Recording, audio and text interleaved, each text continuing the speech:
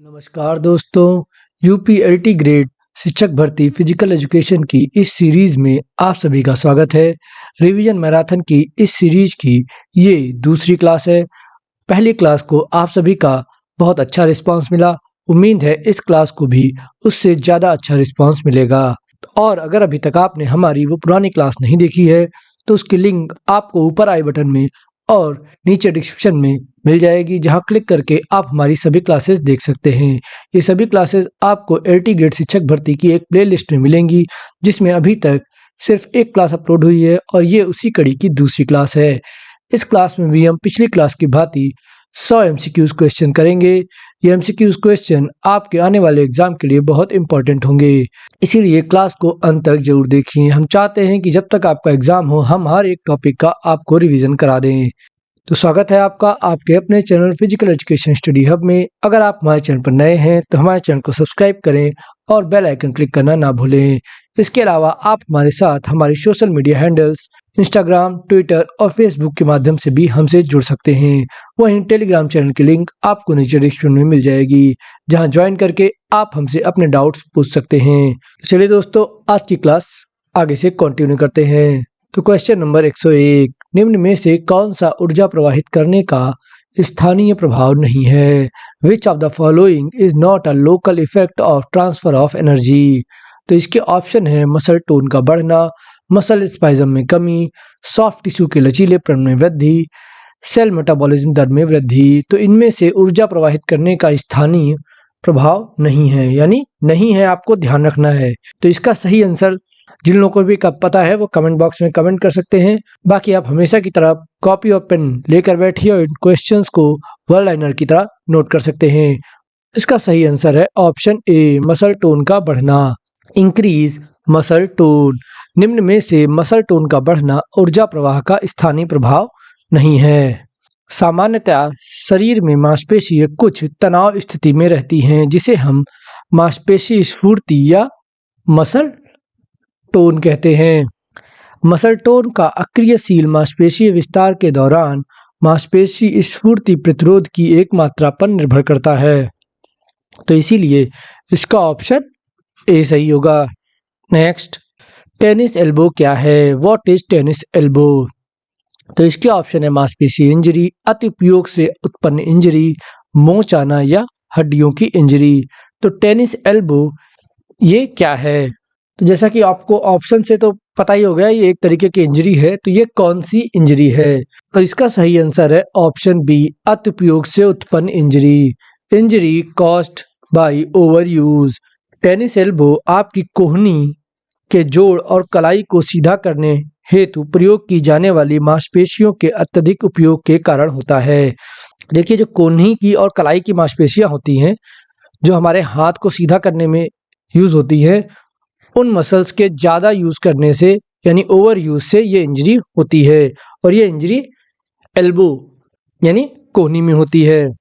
ऐसी कोई भी गतिविधि जिसमें कलाई को बार बार मोड़ना पड़ता हो या रैकेट के प्रयोग द्वारा या टेनिस रैकेट के प्रयोग द्वारा खेले जाने वाले अन्य खेलों को खेलने वाले व्यक्तियों में अत्यंत आम है, इसीलिए इसका नाम टेनिस एल्बो है।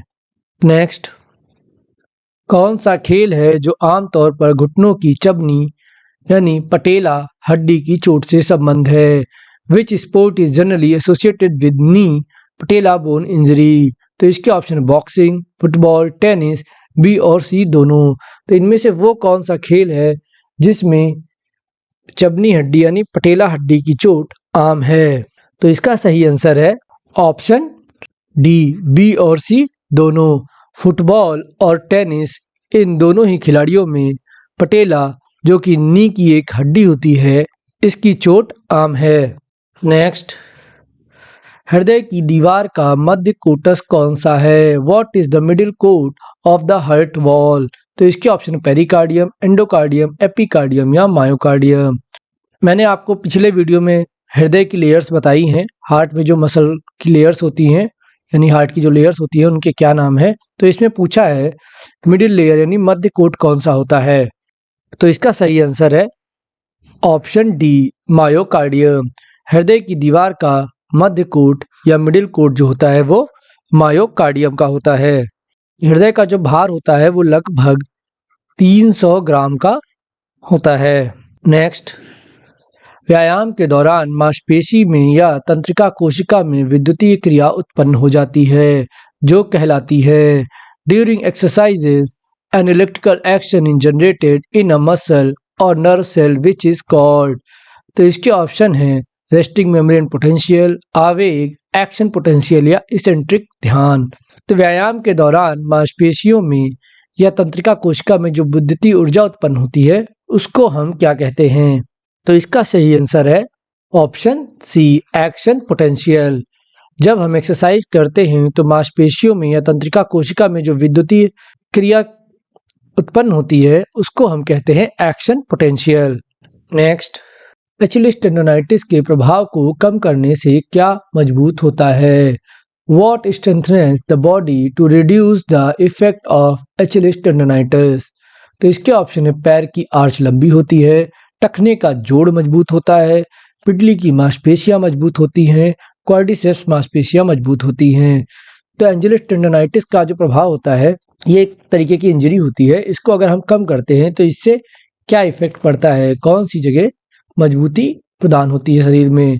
तो इसका सही आंसर है ऑप्शन सी, पिडली की मांसपेशियां मजबूत होती हैं। पिडली हम किसको कहते हैं? ये हम काफ मसल को कहते हैं। तो पिडली यानी काफ मसल जो है वो मजबूत होती है। एचिलिस टेंडोनाइटिस के प्रभाव को कम करने पर काफ मसल मजबूत हो जाती हैं। नेक्स्ट, श्रेणी को मोड़ने में प्रयुक्त पेशी के रूप में जानी जाती है। The muscle use to bend the range is known as. तो इसके ऑप्शन है चतुशिरक, त्रिशिरक, त्रिशिरक या इनमें से कोई नहीं। तो श्रोणी को मोड़ने यानी पेल्विस एरिया को मोड़ने में कौन सी मांसपेशियां यूज होती हैं? तो इसका सही आंसर है ऑप्शन ए, चतुर्शिरक यानी क्वाड्रिसेप्स। हिंदी में नाम टफ है इसीलिए मैंने इंग्लिश में आपको दे रखे हैं, लेकिन आयोग हिंदी में इस तरीके से नाम देता है कि लोग समझ नहीं पाते, इसीलिए इंग्लिश में इसको हम कहते हैं क्वाड्रिसेप्स। तो श्रोणी को मोड़ने में क्वाड्रिसेप्स मांसपेशियां प्रयुक्त होती है। इसके अलावा मैं आपको बता दूं क्वाड्रिसेप्स मांसपेशियों में 4 मांसपेशी होती हैं जिनको मिलकर क्वाड्रिसेप्स मांसपेशी बनती है। इनके बारे में मैंने पिछले वीडियो में बताया है। ये चारों मांसपेशियों के नाम आपके लिए बहुत इंपॉर्टेंट हैं। तो इन चारों के नाम आप पिछला वीडियो अगर आपने नहीं देखा है तो उसे देखकर वहां से नोट कर लीजिएगा। नेक्स्ट, फेंकने से जुड़े खेल स्पर्धाओं में संलग्न मुख्य पेशी का क्या नाम है? What is the name of the main muscle involved in throwing sport event? तो इसके ऑप्शन है अंतरापट्टीय, वृहत अंशपेशीय, द्विशिरक या इनमें से कोई नहीं। तो फेंकने यानी थ्रोइंग से जुड़ी जो खेल स्पर्धाएं होती हैं, स्पोर्ट्स इवेंट्स होते हैं, इनमें कौन सी मुख्य पेशी होती है? तो इसका सही आंसर है ऑप्शन बी, वृहत अंशपेशीय, pectoral major. Pectoral major muscle जो होती है वो फेंकने की खेल स्पर्धाओं में मुख्य मसल होती है। इसे थ्रोइंग मसल के नाम से भी हम जानते हैं। नेक्स्ट, सार्कोप्लाज्म पाया जाता है। Sarcoplasm is found. तो इसके ऑप्शन है नेफ्रॉन में, सार्कोलीमा में, मांसपेशीय कोशिका में या तंत्रिका कोशिका में। तो सार्कोप्लाज्म किस में पाया जाता है? तो इसका सही आंसर है ऑप्शन सी, मांसपेशीय कोशिका में। सार्कोप्लाज्म मांसपेशीय कोशिका या मसल सेल में पाया जाता है। मांसपेशीय कोशिकाओं में जो सार्कोप्लाज्म होता है ये विभिन्न प्रकार की प्रोटीनों का मिश्रण होता है। इस सार्कोप्लाज्म में बहुत सारी सूक्ष्म रचनाएं पाई जाती हैं जिनको हम माइक्रोसोम कहते हैं। नेक्स्ट, किस प्रकार का तंतु एक दूसरे तंतु को जोड़ने में सहायता करता है? Which type of fibre help in joining each others? यहाँ पे आप फाइबर की जगह टिश्यू का भी लिख सकते हैं, दोनों सही होगा। तो इसके ऑप्शन है epithelial tissue, connective tissue, nerve tissue या मांसपेशीय तंतु। तो इनमें से कौन सा तंतु या कौन सा टिश्यू एक दूसरे को जोड़ने में सहायता करता है? तो इसका सही आंसर लगभग सभी को पता होगा और सबका सही भी होगा। इसका सही आंसर है ऑप्शन बी, कनेक्टिव टिश्यू। जैसा कि इसका नाम है कनेक्टिव टिश्यू, वैसे इसका काम है कनेक्ट करना, एक फाइबर को दूसरे फाइबर से कनेक्ट करना, इसीलिए इसका ऑप्शन भी सही होगा। नेक्स्ट, लंबी दूरी के श्रेष्ठ पुरुष और महिला धावकों में होते हैं। What are the best male and female runners in the long distance. तो इसके ऑप्शन है धीमे स्फुरण वाले ज़्यादा तंतु, तीव्र स्फुरण वाले ज़्यादातर तंतु, मध्यवर्ती स्फुरण वाले ज़्यादातर तंतु, या 50% धीमे और 50% तीव्र स्फुरण वाले तंतु। तो लंबी दूरी के जो धावक होते हैं उनमें कौन से फाइबर्स ज़्यादा पाए जाते हैं। तो इसका सही आंसर लगभग सबको पता होगा। तो इसका सही आंसर है ऑप्शन ए, धीमे स्फुरण वाले ज़्यादा तंतु। जो लॉन्ग डिस्टेंस रेसर होते हैं इनमें स्लो ट्विस्ट फाइबर्स की संख्या ज़्यादा होती है। वहीं जो शॉर्ट डिस्टेंस रेसर्स होते हैं या जिनको स्प्रिंट रेसर कहते हैं इनमें फास्ट ट्विस्ट फाइबर्स की संख्या ज़्यादा होती है। तो ये आपको याद रखना है। स्लो ट्विस्ट फाइबर जो होते हैं इनको हम रेड मसल फाइबर या लाल मांसपेशी तंतु के नाम से जानते हैं, और जो फास्ट ट्विस्ट फाइबर होते हैं इनको हम व्हाइट मसल फाइबर या सफ़ेद रंग के मांसपेशी तंतुओं के नाम से भी जानते हैं। जो लॉन्ग डिस्टेंस के रेसर होते हैं जैसे मैराथन, साइकिलिंग, स्विमिंग, इनमें स्लो ट्विस्ट फाइबर ज़्यादा होते हैं। जो शॉर्ट डिस्टेंस के रेसर होते हैं, जो स्प्रिंटर होते हैं 100 मीटर 200 मीटर वाले, इनमें फास्ट ट्विस्ट फाइबर्स की संख्या ज़्यादा होती है। तो लॉन्ग डिस्टेंस में स्लो ट्विस्ट मसल फाइबर और शॉर्ट डिस्टेंस में फास्ट ट्विस्ट मसल फाइबर, ये आपको याद रखना है। नेक्स्ट, मांसपेशी सहन क्षमता पुष्टि का एक घटक है। निम्न में से कौन सा मांसपेशी सहन क्षमता का सबसे अच्छा वर्णन करता है। Muscle endurance is a component of affirmation. Which of the following best describes muscular endurance. तो इसके ऑप्शन है भारी वजन उठाने में सक्षम होना, एक छोटा दूरी तक तेजी से दौड़ने में सक्षम होना, समय की एक लंबी अवधि के लिए सीधी टांगों से अपने पैर की उंगलियों को छूने में सक्षम होना, थके बिना पुनरावृत्ति कार्यों को पूरा करने में सक्षम होना। तो मांसपेशी सहन क्षमता यानी जो मसल इंडोरेंस होता है वो पुष्टि का एक घटक है। तो इसमें सबसे अच्छा उदाहरण कौन सा है। तो इसका सही आंसर है ऑप्शन डी, थके बिना पुनरावृत्ति कार्यों को पूरा करने में सक्षम होना। Being able to complete repetitive tasks without getting tired or fatigued।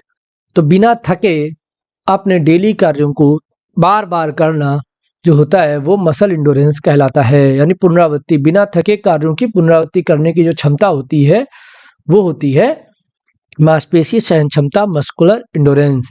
Next, sit-ups का उद्देश्य है। What is the purpose of sit-ups. तो इसके ऑप्शन है उदर की पेशी में शक्ति उत्पन्न करना, उदर क्षेत्र को उपयुक्त आकार देना, वसा को कम करना, वजन कम करना। तो सिटअप्स का क्या उद्देश्य है। तो इसका सही आंसर लगभग सभी का सही होना चाहिए। इसका सही आंसर है ऑप्शन ए, उदर की पेशी में शक्ति उत्पन्न करना। Stimulate the abdominal muscles. जो एब्डोमिनल यानी उदर यानी पेट के एरिया की जो मांसपेशी होती हैं इनमें शक्ति उत्पन्न करना सिटअप्स का मुख्य उद्देश्य होता है। नेक्स्ट, अवलंबी मांसपेशियां जिनमें कम स्पष्ट टेंडन होता है और आसुंडाकार होती हैं को कहा जाता है। Longitudinal muscles which have less प्रोपोन्स tendons and are oblong in shape are called. तो इसके ऑप्शन है लंबी मांसपेशियां, पट्टा मांसपेशियां, अनुप्रस्थ परिच्छेदीय मांसपेशियां या पेनिफॉर्म मांसपेशियां। तो वह अवलंबी मांसपेशियां जिनमें टेंडन स्पष्ट नहीं होता है और आसुंडाकार होती हैं यानी ऑब्लॉन्ग शेप की होती हैं, इनको हम क्या कहते हैं। तो इसका सही आंसर है ऑप्शन बी, पट्टा मांसपेशियां या स्ट्रैप मसल्स। ऐसी मसल्स जिनमें टेंडन स्पष्ट नहीं होता, कम स्पष्ट होता है और आसुंडाकार होती हैं उनको हम पट्टा मांसपेशियां कहते हैं। नेक्स्ट, मांसपेशी के दूसरे प्रकार को डोम्स कहा जाता है। डोम्स का पूर्ण रूप क्या है। The second type of muscle is called DOMS. What is the full form of DOMS. तो DOMS यानी डोम्स का फुल फॉर्म बताना है आपको। तो इसके ऑप्शन है decline onset muscular strength, delayed onset muscular strength, delayed onset muscle soreness या डिक्लाइन ऑनसेट मसल सोरनेस। तो इनमें से डोम्स का फुल फॉर्म क्या है ये आपको बताना है। तो इसका सही आंसर है option C, delayed onset muscle soreness. DOMS में डी का मतलब है डिलेड, ओ का मतलब है ऑनसेट, एम का मतलब है मसल और एस का मतलब है सोरनेस। इसीलिए इसका ऑप्शन सी सही होगा। ये याद कर लीजिए और इसको नोट कर लीजिए, ये क्वेश्चन आपके लिए इंपॉर्टेंट हो सकता है। नेक्स्ट, मोटा फिलामेंट में लंबा प्रोटीन समाविष्ट होते हैं जिनका नाम है thick filament contains long protein named. तो इसके ऑप्शन है मायोसिन, एक्टिन, ट्रोपोनिन या क्लामाइडुलिन। तो मोटे फिलामेंट में जो लंबे प्रोटीन होते हैं उनको हम किस नाम से जानते हैं? तो इसका सही आंसर है ऑप्शन ए मायोसिन। मोटे फिलामेंट में लंबे प्रोटीन जो होते हैं उनको हम मायोसिन के नाम से जानते हैं। लंबा प्रोटीन कौन सा होता है? तो वो होता है मायोसिन प्रोटीन, इसीलिए इसका ऑप्शन ए सही होगा। नेक्स्ट, जब मांसपेशी कमजोर होती है और शक्ति में कम हो जाती है को कहते हैं।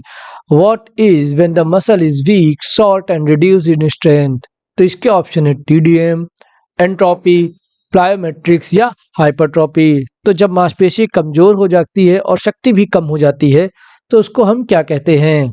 इसके बारे में मैंने आपको पिछले वीडियो में बताया है, जहाँ पर मैंने बताया था कि जब मांसपेशी की शक्ति मजबूत हो जाती है तो उसको क्या कहते हैं। वहीं पे मैंने ये भी बताया था कि जब मांसपेशी कमजोर हो जाती है और उसमें शक्ति कम हो जाती है तो उस क्रिया को क्या कहा जाता है।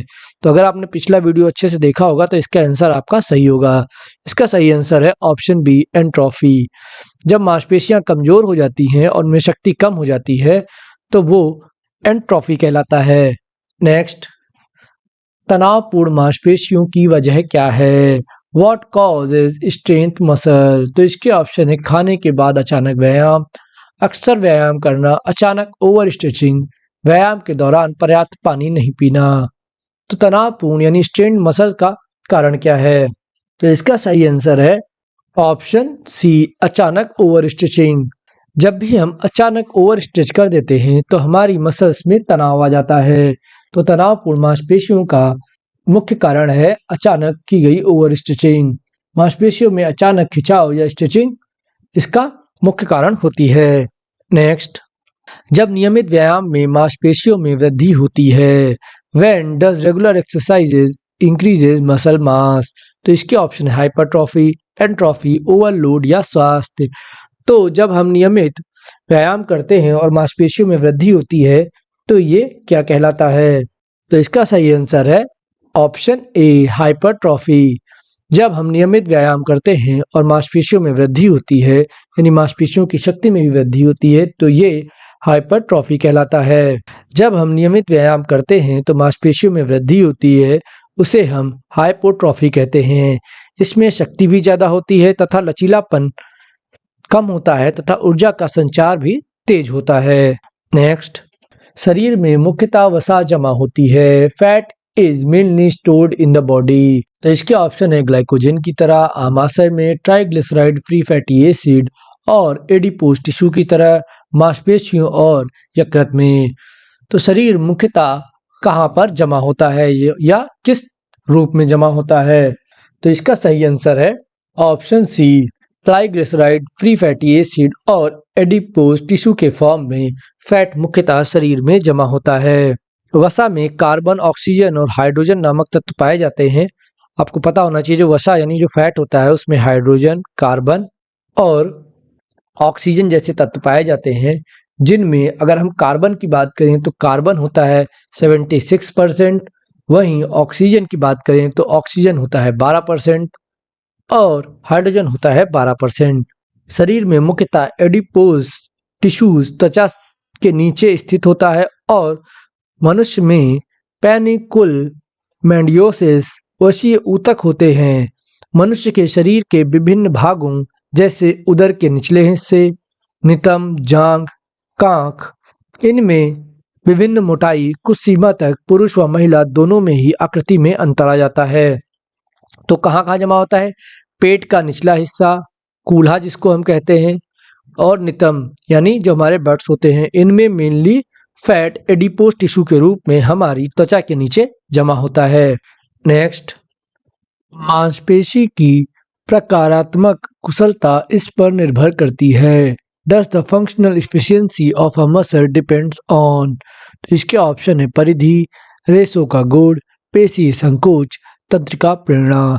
तो मांसपेशी की प्रकार्यात्मक कुशलता यानी फंक्शनल एफिशिएंसी किस पर निर्भर करती है? तो इसका सही आंसर है ऑप्शन बी रेशों का गुण, प्रॉपर्टी ऑफ फाइबर। देखिए मांसपेशी फाइबर दो तरीके के होते हैं, रेड मसल फाइबर और वाइट मसल फाइबर, यानी स्लो ट्विस्ट फाइबर और फास्ट ट्विस्ट फाइबर। तो मांसपेशी की प्रकारात्मक कुशलता इन्हीं फाइबर्स पर डिपेंड करती है, इन्हीं रेशों पर डिपेंड करती है। नेक्स्ट, कौन सी मांसपेशियां हमारे शरीर के कुल वजन के 2/5 भाग होती हैं? Which muscles make up 2/5 of the total body weight? तो इसके ऑप्शन है स्वैच्छिक मांसपेशियां, अस्वैच्छिक मांसपेशियां, चिकनी सतह वाली मांसपेशियां, इनमें से कोई नहीं। तो वह कौन सी मांसपेशियां होती हैं जो हमारे शरीर का 2/5 भाग होती हैं? तो इसका सही आंसर है ऑप्शन ए, स्वैच्छिक मांसपेशियां या वॉलंटरी मसल्स। स्वैच्छिक मांसपेशियों को हम स्केलेटल मसल्स के नाम से भी जानते हैं, यानी अस्थि मांसपेशियां जो कि हमारे हड्डियों से जुड़ी हुई मांसपेशियां होती हैं। इन मांसपेशियों का कुल वजन हमारे शरीर के वजन का 2/5 भाग होता है और इन्हीं मांसपेशियों को हम दैहिक मांसपेशियों के नाम से भी जानते हैं। नेक्स्ट, एटीपी इसमें भंडारित रहता है। Is ATP stored in it? तो इसके ऑप्शन है मांसपेशी, पित्त की थैली, पेंक्रियाज या यकृत। तो एटीपी कहाँ पर भंडारित यानी स्टोर्ड रहता है? तो इसका सही आंसर लगभग सभी को पता होगा। तो इसका सही आंसर है ऑप्शन ए, मांसपेशी। एटीपी मांसपेशी यानी मसल्स में भंडारित या एकत्रित रहता है। नेक्स्ट, जॉगिंग और खेलना करते हैं। Do you jogging and play? तो इसके ऑप्शन है सख्त मांसपेशियां, कुछ मांसपेशियों को मजबूत करता है, सभी मांसपेशियों को मजबूत करता है, मांसपेशियों को कमजोर करता है। तो जॉगिंग और खेलने से क्या इफेक्ट होता है? तो इसका सही आंसर है ऑप्शन सी, सभी मांसपेशियों को मजबूत करता है। स्ट्रेंथनेस ऑल मसल्स। जॉगिंग और खेलने से हमारे शरीर की सभी मांसपेशियां मजबूत होती हैं। नेक्स्ट, ट्राइसेप पेशी का मुख्यतः निम्नलिखित किस प्रक्रिया से संबंध है? Tricep muscle is mainly related to which of the following process? तो इसके ऑप्शन है स्कंद बंद अंकुचन, कोहनी विस्तार, कटी अंकुचन या कलाई अंकुचन। तो ट्राइसेप मांसपेशी इनमें से किस प्रक्रिया से संबंधित है? ट्राइसेप मांसपेशी वैसे पाई कहाँ जाती है? तो ट्राइसेप मांसपेशी जो हमारा अपर आर्म होता है उसमें पाई जाती है और इसका जो उद्गम होता है यानी जो इसका ओरिजिन होता है ट्राइसेप पेशी का, ये स्कैपुला हड्डी से होता है और वहीं निवेशन की बात करें वो एल्बो जॉइंट पर होता है। तो इसका सही आंसर है ऑप्शन बी, कोहनी विस्तार, एल्बो एक्सटेंशन। ट्राइसेप मांसपेशी एल्बो के एक्सटेंशन में सहायक होती है। देखिए, जब हम हाथ को मोड़ते हैं यानी फ्लैक्शन करते हैं और जब हम उसको सीधा करते हैं यानी एक्सटेंशन, तो जो सीधे करने का प्रोसेस होता है इसमें ट्राइसेप मांसपेशी जो होती है वो मुख्य भूमिका निभाती है। नेक्स्ट, अधिक मात्रा में सफेद पेशी तंतु पाए जाते हैं। White muscle fibres are found in large quantity. तो इसके ऑप्शन है मैराथन धावक में, क्रॉस कंट्री धावक में, फर्राटा धावक में या मध्यम दूरी धावक में। अभी कुछ क्वेश्चन पहले मैंने आपको बताया कि व्हाइट मसल फाइबर और रेड मसल फाइबर किन में पाए जाते हैं, तो ये उसी से रिलेटेड क्वेश्चन है। यहाँ पर पूछा है कि व्हाइट मसल फाइबर्स किस में ज़्यादा पाए जाते हैं? तो इसका सही आंसर है ऑप्शन सी, फर्राटा धावक में, स्प्रिंट रनर्स में। स्प्रिंट रनर्स में व्हाइट मसल फाइबर ज़्यादा पाए जाते हैं। व्हाइट मसल फाइबर्स को ही हम फास्ट ट्विस्ट मसल फाइबर भी कहते हैं। इसीलिए जो फास्ट ट्विस्ट मसल फाइबर होते हैं वो तेज दूरी यानी तेज दौड़ने वाले धावकों में ज़्यादा पाए जाते हैं। जो कम दूरी की दौड़े दौड़ते हैं यानी जो स्पीड रेस में करते हैं, स्प्रिंट रेसर होते हैं, उनमें ये मसल फाइबर ज़्यादा पाए जाते हैं। वहीं मैराथन में रेड मसल फाइबर्स की क्वांटिटी ज़्यादा होती है। नेक्स्ट, बाइसेप फेमोरिस मांसपेशी के मूवमेंट से मुख्यतः उत्पन्न होने वाली प्रक्रिया का नाम है। What is the name of the process that arise mainly from the movement of bicep femoris muscle? तो इसके ऑप्शन है कोहनी आकुंचन, जांघ का आकुंचन, घुटने का आकुंचन या पंजे का आकुंचन। तो बाइसेप फेमोरिस मांसपेशी के मूवमेंट से मुख्यतः कौन सी प्रक्रिया का नाम जुड़ा हुआ है? तो आपको पता है बाइसेप फीमोरिस कहाँ पर पाई जाती है? तो बाइसेप फीमोरिस जो है वो जांघ के पिछले हिस्से में पाई जाती है। और यह किस मूवमेंट से जुड़ी होती है? तो इसका सही आंसर है ऑप्शन बी, जांघ का अकुंचन, थाई फ्लेक्शन। थाई फ्लेक्शन का जो मूवमेंट होता है इससे मुख्यतः बाइसेप फीमोरिस जुड़ी होती है। नेक्स्ट, सोलियस मांसपेशी कहाँ स्थित है? Where is the soleus muscle located? तो इसके ऑप्शन है पाँव के निचले भाग में, हाथ का अगला भाग, धड़ या पैर का उपला भाग। तो सोलियस मांसपेशी कहाँ पर स्थित होती है? तो इसका सही आंसर है ऑप्शन ए, पाँव के निचले भाग में। सोलियस मांसपेशी पाँव के निचले भाग में स्थित होती है। सोलियस मांसपेशी जो होती है इसका जो उद्गम होता है यानी जो इसका ओरिजिन होता है ये फिबुला हड्डी से होता है, फिबुला और टीबिया से। ठीक, इसका ओरिजिन फिबुला और टीबिया से होता है। वहीं इसके इंसर्शन की बात करें यानी इसके निवेशन की बात करें तो ये एल्कनियस जो हमारे एंकल की एक हड्डी होती है एल्केनियस, इसके पोस्टीरियर पार्ट से इसका निवेशन होता है। और सोलियस मांसपेशी पाँव के निचले हिस्से में स्थित होती है जो गैस्ट्रोनीमियस से मिलकर पिडली मसल बनाती है। जो काफ मसल होती है उसमें गैस्ट्रोनीमियस मसल होती है और साथ में सोलियस मांसपेशी होती है, ये मिलकर ही काफ मसल्स को बनाते हैं। तो ये हमारे पाँव के निचले हिस्से में पाई जाती है। नेक्स्ट, मांसपेशी संकुचन का प्रत्यक्ष स्रोत है। Is the direct source of muscle contraction? तो इसके ऑप्शन है शर्करा, विटामिन, प्रोटीन या वसा। तो मांसपेशी के संकुचन के लिए इनमें से क्या सहायक है? तो इसका सही आंसर है ऑप्शन ए, शर्करा या शुगर। मांसपेशी संकुचन के लिए शर्करा प्रत्यक्ष स्रोत होता है। नेक्स्ट, कौन सी मांसपेशी को लिफ्टर मांसपेशी कहते हैं? Which muscle is called lifter muscle? तो इसके ऑप्शन डेल्टोइड पेशी, बाइसेप पेशी, हैमस्ट्रिंग पेशी या काफ पेशी। तो लिफ्टर मांसपेशी किस मसल्स को कहा जाता है यानी किस मसल को हम लिफ्टर मांसपेशी के नाम से भी जानते हैं? तो इसका सही आंसर लगभग सभी को पता होगा। इसका सही आंसर है ऑप्शन ए, डेल्टोइड।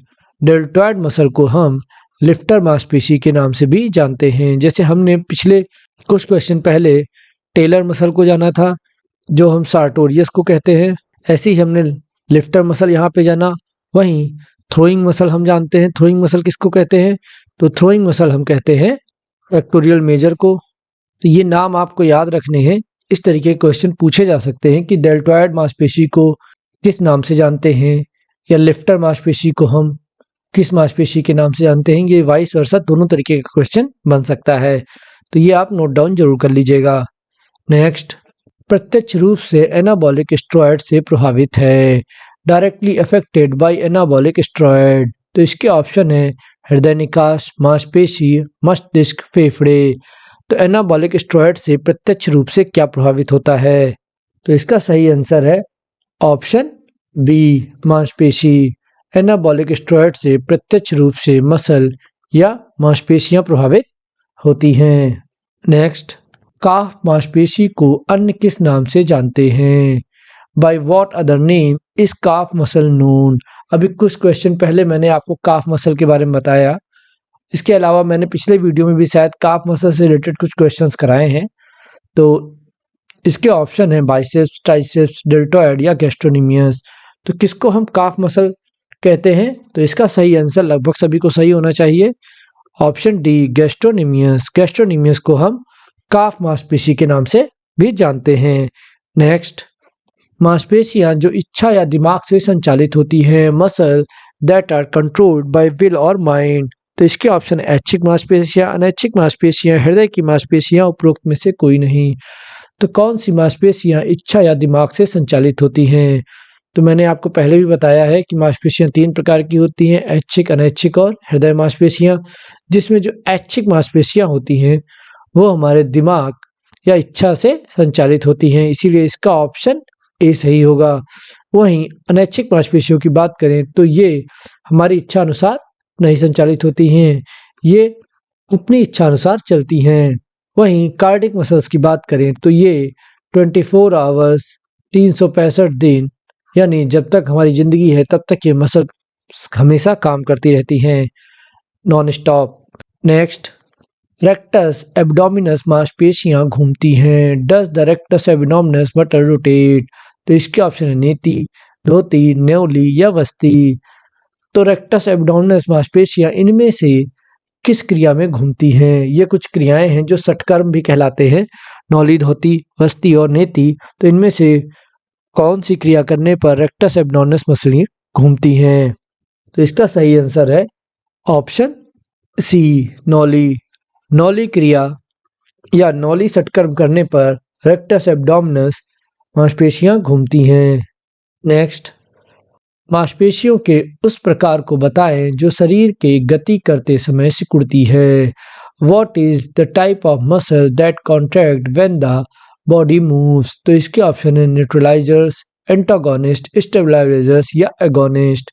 तो मांसपेशियों का वह प्रकार जो शरीर की गति से करते समय सिकुड़ती हैं, वह कौन सा प्रकार होता है? तो इसका ऑप्शन सही होगा ऑप्शन डी, एगोनिस्ट। एगोनिस्ट मांसपेशी शरीर की गति करते समय सिकुड़ती हैं। मैं आपको एक गति याद दिलाता हूं जिससे आप इसको समझ सकते हैं। फ्लैक्शन देखा है सबने? फ्लैक्शन मूवमेंट होता है बॉडी में। अगर ये हमारा हाथ है, ये हमारी कोहनी अगर मान लेते हैं, तो ये हमारी फीमर है और ये रेडियस अल्ना। ठीक, तो जब हम हाथ को सीधा करते हैं तो ये एक्सटेंशन होता है। यही जब हम हाथ को मोड़ते हैं इस तरीके से तो ये एंगल कम हो जाता है, तो ये फ्लैक्शन कहलाता है। तो फ्लैक्शन में यानी गति के मोमेंट में जो एगोनिस्ट मांसपेशी होती है वो कौन सी होती है? वो होती है बाइसेप्स। बाइसेप मांसपेशी यहाँ पे किस तरीके से कार्य कर रही है? वो एगोनिस्ट की तरीके से कार्य कर रही है। इसीलिए इसका आंसर ऑप्शन डी सही होगा।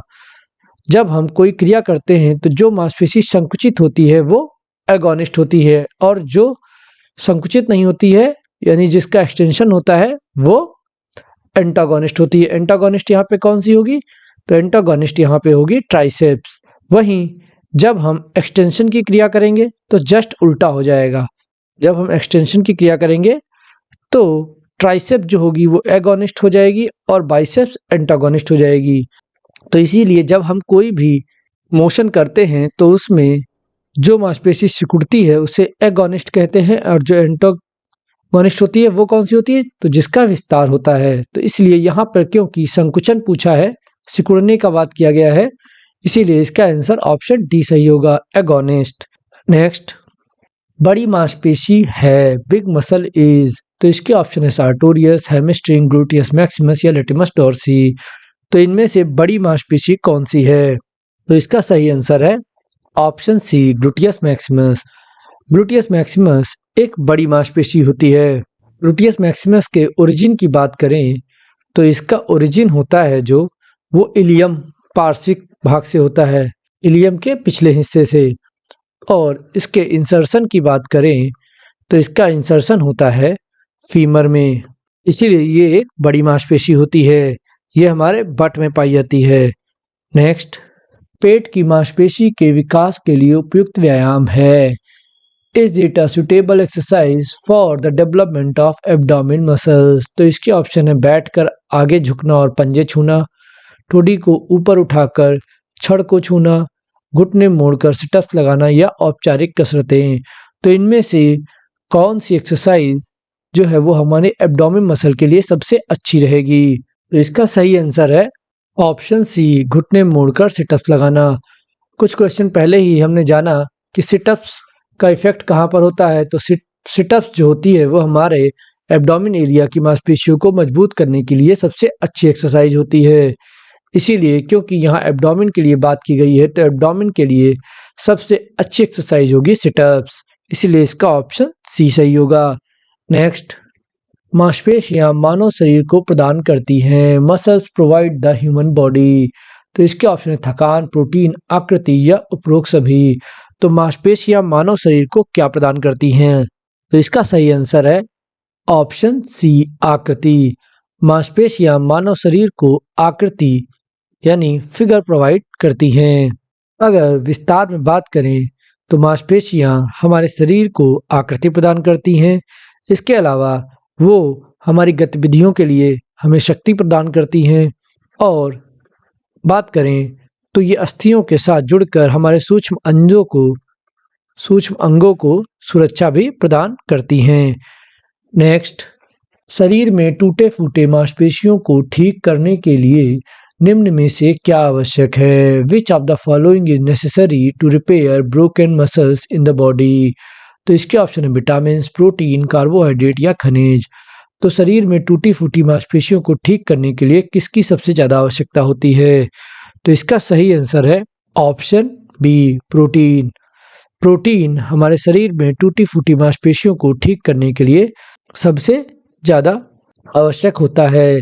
इसी को हम बॉडी बिल्डिंग न्यूट्रिशन के नाम से भी जानते हैं। तो बॉडी बिल्डिंग न्यूट्रिशन क्या है? तो वो है प्रोटीन। नेक्स्ट, विवाद प्रिय मांसपेशियों का सिकुड़ना व प्रतिरोधी मांसपेशियों का विश्राम करना कहलाता है। What is the contraction of a distracting muscle and the relaxation of the resistance muscle? तो इसके ऑप्शन है पारस्परिक तंत्रिकोत्तेजन, उत्केंद्रीय संकुचन, सकेंद्रित संकुचन, उपरोक्त कोई नहीं। तो विवाद प्रिय मांसपेशियों का सिकुड़ना और प्रतिरोधी मांसपेशियों का विश्राम करना, ये क्रिया क्या कहलाती है? देखिए, इस क्वेश्चन की लैंग्वेज आपको एक क्वेश्चन में कंफ्यूज कर सकती है, लेकिन इसका सही आंसर है ऑप्शन बी, उत्केंद्रीय संकुचन या इसेंट्रिक कॉन्ट्रैक्शन।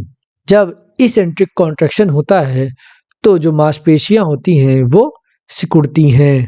ठीक जैसे जब हम फ्लेक्शन करते हैं तो बाइसेप मांसपेशी सिकुड़ती है, ये इसेंट्रिक कॉन्ट्रैक्शन है, यानी जो एंगल है वो छोटा हो रहा है। इसमें इसी क्रिया की बात की गई है। नेक्स्ट, हाइपोकाइनेटिक शारीरिक शिक्षा की उस अवस्था की ओर संकेत देती है जहां मांसपेशियों की गतिविधियों की मात्रा होती है।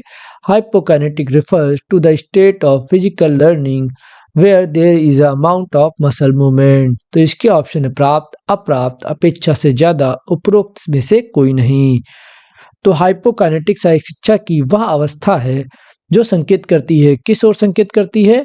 तो इसका सही आंसर है ऑप्शन सी, अपेक्षा से ज्यादा। हाइपोकाइनेटिक शारीरिक शिक्षा की वह अवस्था है जो अपेक्षा से ज्यादा मांसपेशियों की गतिविधि की मात्रा की ओर संकेत करती है। अगले क्वेश्चन से पहले अगर अभी तक आपने हमारे वीडियो को लाइक नहीं किया है तो वीडियो को लाइक कर दें। हम चाहते हैं कि पिछले वीडियो से ज्यादा व्यूज इस वीडियो पर आए और ये ज्यादा से ज्यादा लोगों तक पहुंचे। पिछले वीडियो में आप लोगों का रिस्पॉन्स हमें बहुत अच्छा लगा। उम्मीद है इस वीडियो को भी उससे ही ज्यादा प्यार मिलेगा। और मैंने पिछले वीडियो में आप लोगों से एक चीज पूछी थी कि आपको ये हमारा तरीका कैसा लगता है कि हम क्वेश्चंस और ऑप्शंस दोनों पढ़ते हैं फिर आंसर बताते हैं। तो उसको लेकर आपने कमेंट बॉक्स में कुछ खास कमेंट नहीं किया। मैं चाहता हूँ इस वीडियो में आप इस चीज का जवाब जरूर दें कि आपको हमारा ये मेथड कैसा लगता है। वैसे जितने भी कमेंट आए वो पॉजिटिव कमेंट्स ही थे। मुझे अच्छा लगा कि आप लोगों को ये वीडियोस पसंद आ रहे हैं। तो अगर आप लोगों का रिस्पॉन्स ऐसे ही अच्छा बना रहेगा, आपका प्यार बना रहेगा, तो हम ऐसे वीडियोस लाते रहेंगे। अब बढ़ते हैं आगे। मांसपेशियों के प्रकार निश्चित किए जाते हैं। Muscle type are determined by. तो इसके ऑप्शन है कैलोरीमीटर द्वारा, मांसपेशियों की बायोप्सी द्वारा, स्पेक्ट्रोफोटोमीटर द्वारा या रेडियोमीटर द्वारा। तो मांसपेशियों के प्रकार किसके द्वारा निश्चित किए जाते हैं? तो इसका सही आंसर है ऑप्शन बी, मांसपेशियों की बायोप्सी द्वारा, बाय मसल बायोप्सी। मांसपेशियों की बायोप्सी के द्वारा हम मांसपेशियों के प्रकार निश्चित कर पाते हैं। नेक्स्ट, मांसपेशियों के कॉन्ट्रैक्शन के लिए तुरंत ऊर्जा का स्रोत है। What is an immediate source of energy for muscle contraction? इसके ऑप्शन है ब्लड ग्लूकोज, ग्लाइकोजन, एटीपी या फॉस्फोक्रिएटिन। तो मांसपेशियों के कॉन्ट्रैक्शन के लिए इंस्टेंट एनर्जी का काम कौन करता है? तो इसका सही आंसर है ऑप्शन सी, एटीपी। मांसपेशियों के कॉन्ट्रैक्शन के समय इंस्टेंट एनर्जी या इमीडिएट एनर्जी सोर्स जो है वो एटीपी होता है। नेक्स्ट, ऐंठन निम्न कारणों से होता है। Cramps are caused by the following reasons. तो इसके ऑप्शन है कार्य क्षमता का अभाव, तरल का अभाव, नींद का अभाव या आराम का अभाव। तो मांसपेशियों में क्रैम्प्स आते हैं, यानी जो ऐंठन आती है वो किस कारणवश आती है? तो इसका सही आंसर है ऑप्शन बी, तरल का अभाव, लैक ऑफ लिक्विड। तरल यानी बॉडी में लिक्विड की यानी मिनरल्स की कमी के कारण ही क्रैम्प्स आते हैं। और मिनरल्स हमको कहाँ से मिलते हैं? तो मिनरल्स हमको लिक्विड से मिलते हैं, जैसे वाटर एंड अदर सोर्सेज जिनसे हमको मिनरल्स मिलते हैं, और ये मिनरल्स हम मोस्टली लिक्विड के फॉर्म में ही बॉडी में लेते हैं। तो जब हमारी बॉडी में लिक्विड्स की कमी होती है तो हमारी बॉडी में क्रैम्प्स आते हैं।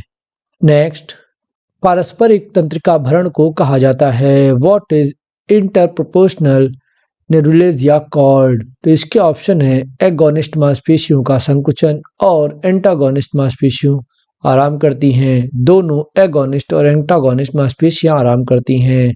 दोनों एगोनिस्ट और एंटागोनिस्ट मांसपेशियों का संकुचन या इनमें से कोई नहीं। तो पारस्परिक तंत्रिका भरण ये क्या होता है? तो इसका सही आंसर है ऑप्शन ए, एगोनिस्ट मांसपेशियों का संकुचन और एंटागोनिस्ट मांसपेशियां आराम करती हैं। इसको हम पारस्परिक तंत्रिका भरण कहते हैं। The agonist muscle contract and antagonist muscle relaxed. Next, ATP मांसपेशियों के संकुचन में उपयोग होती है। Is ATP used in muscle contraction? तो इसके ऑप्शन है प्राथमिक स्रोत, गौण स्रोत, तत्कालिक स्रोत या मध्यकालिक स्रोत। तो एटीपी जो है वो मांसपेशियों के संकुचन में किस टाइप से इस्तेमाल होती है, मतलब ये कौन से सोर्स में आती है? तो इसका सही आंसर है ऑप्शन ए, प्राथमिक स्रोत। एटीपी मांसपेशी संकुचन का प्राथमिक स्रोत होता है।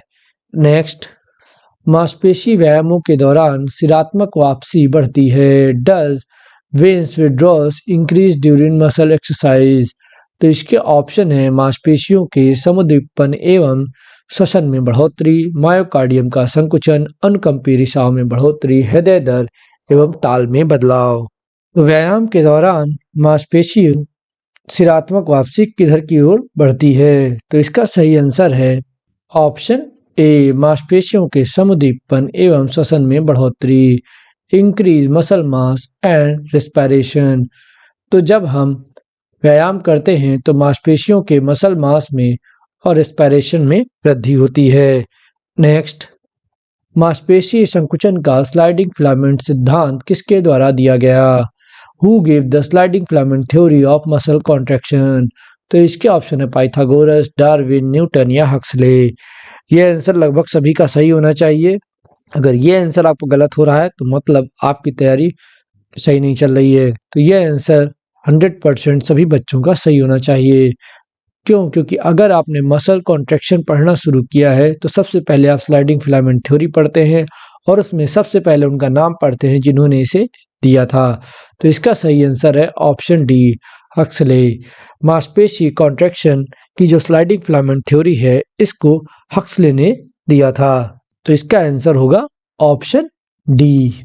मांसपेशी कॉन्ट्रैक्शन की जो थ्योरी है स्लाइडिंग फिलामेंट थ्योरी, इसको एच.ई. हक्सले ने अपने कुछ साथियों के साथ मिलकर 1954 में दिया था। नेक्स्ट, रिसेप्टर्स जो जोड़ों तथा मांसपेशियों में होते हैं वो हैं। The receptors present in joints and muscles are?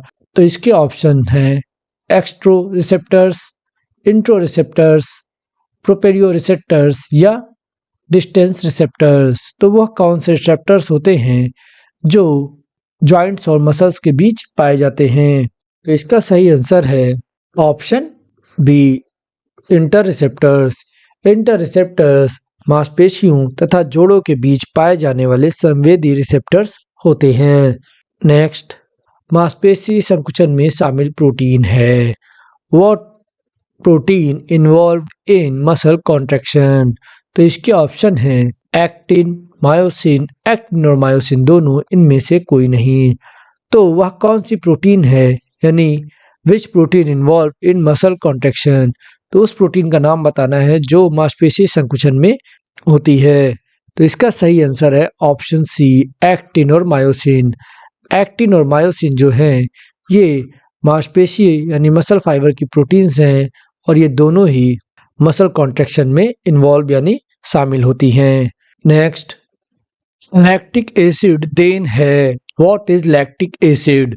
तो इसके ऑप्शन है aerobic metabolism, protein metabolism, oxidation या एनारोबिक मेटाबॉलिज्म।